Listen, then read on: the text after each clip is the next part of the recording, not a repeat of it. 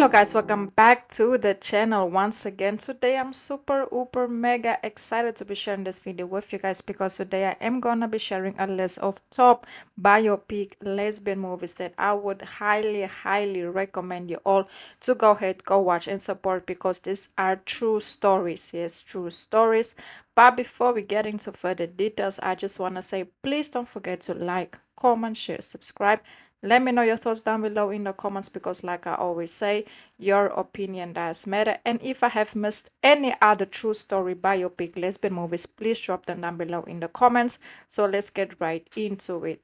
So we're gonna start off with Can You Ever Forgive Me? It follows the story of Lee, a respected biographer on the wane who begins foraging letters from deceased writers and celebrities in order to pay her rent. When the foreigners begins to raise suspicions, Lee steals the real letters from archives, unaware that the FBI is investigating the matter and she is actually queer. The movie is available to watch on Disney Plus, and to be honest, I feel like this movie was super underrated. Moving forward, we have Lizzy. The movie is available to watch on Prime Video, and it's a classic. It follows Lizzy, who develops a secret intimacy with Bridget, her household maid. However, she finds her father taking advantage of Bridget one night, and she eliminates her father, and the two embark on a very complicated journey in order to try to clean the crime. And yes, the two have a beautiful bond, and it just looks like they are really in love with one another, and they just don't want everybody to know what actually happened. So they are trying to best to maneuver and maneuver around the situation and still try to keep their romance going. The movie was released in 2018, and this one, like I said in the beginning, it's a true classic. If you haven't watched it, what are you waiting on? And I feel like it's also available to watch on other platforms if I'm not mistaken. Then we have Reaching for the Moon, set in Brazil in 1950s. It tells the love story between Elizabeth, a great American poet with the Pulitzer Prize, and Lord, a Brazilian architect who designed and supervised the construction of Flamengo Park. Bispo, an emotional, fragile, and insecure woman, will become stronger thanks to her beneficial influence of Lota. The movie was released in 2013 and it's available to watch on Apple TV. And this movie have me very, feeling a type of way because at the end of the day, there is a third woman involved that actually ends up having a child, if I'm not mistaken, with Bispo.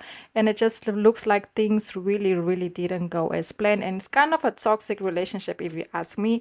But also at the same time, this movie is a classic and I feel like it's definitely gonna be remembered for years and years to come. Then we have Beautiful Rebel, a fragment of the life of one of the most renowned voices of music, a 30-year-old story starring from childhood at the roots of her life and career up to her consecration, passing through us a turning point that cuts Giant's life into two parts and also showcase the humongous influence that her partner, in this case, who is a woman life partner, had on her recovery and how she just, hold her down through everything that she was going through. She was going through mental issues. So it was really good to see that she had a solid woman by her side, even though there was a lot of moment where, Gianna's partner wanted to give up on her. She just never gave up on her. She always believed that she will, make a comeback, and that's exactly what happened. I've watched this movie and I will definitely in the future go again and go watch it again because it's 100 trillion% worth to watch and it's available on Netflix. Then we have moving forward the affair. Victor and Liselle live happily in their new home, but also soon they basically faces temptations, bring their darker secrets and desires to light. While Liselle gets attracted to Anna, a friend of hers, and find passion in her that she actually can find in her marriage, the movie is definitely one of my favorite and definitely on my top 10 ever, classics. And to be honest, I really love the story because after years and years of being apart, when the two actually reconnected, it was just immediate magic. And they just knew at that moment that they were meant to be forever, but they also knew that the circumstances that they were found in that moment, that their love story wouldn't be possible. But they did leave a just with a very, very passionate love scene. And I feel like it was very much, deserved. The movie was released in 2019 and basically is from Czech Republic. So if you haven't watched it, I would highly recommend you all to do so. Then we have Nayad. At the age of 60 and 30 years after giving up long distance swimming to become a leading sports journalist, Diana Nayad becomes obsessed with accomplishing the basically feat that she always endured, her 180-kilometer swim from Cuba to Florida, known as the average of swimming, determined to be the first person to swim this distance without the protection of a shark cage. Bonnie is her best friend and also she's also queer, but this movie isn't based off romance. It looks like they have dated in the past, but things didn't work out between them. Then they have decided just to keep things professional between them. And they are also like best friends. So there's also something that really, really, goes very well with the storyline because you can see how, supportive Bonnie is when it comes to, in this case, to Nidia's, a journey on her accomplishing her biggest dream. And it's so powerful to see that they, it goes beyond, their relationship, as friends, as ex-lovers in this case, but it's actually about accomplishing something great together. Then we have Gia. The story of the life of Gia, a top fashion model from the 1970s, from the meteoric rise of the forest modeling industry and her basically tragic in passing.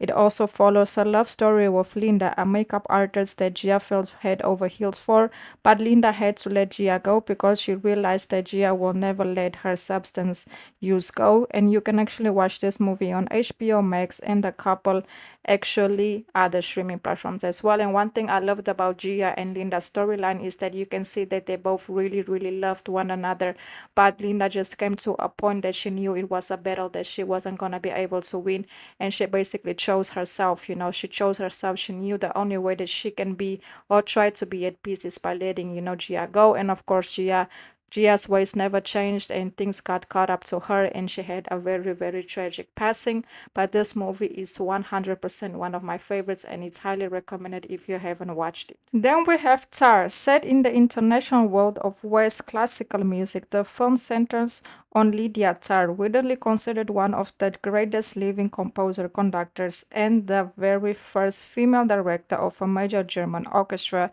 And it also follows her marriage with her wife, which is a very interesting story because they also work together, but they are more like business partners than actually, having a marriage because their relationship was so confusing to me. And it's kind of also toxic if you ask me. And also they have a daughter, that also showcased that their relationship isn't also the best. And the ending of this movie really, really surprised me as well. And this one is actually a classic. It is real. I did do my research on it. So if you guys haven't watched Star, what are you waiting on? And also, I really wanted a different outcome for her and her wife, but unfortunately, that wasn't the situation because Star's way just got in the way of that actually happening. So yes, that's basically it. Please don't forget to like, comment, share, subscribe. And if you have watched any of the following biopic lesbian movies, please let me know your thoughts down below in the comments as well.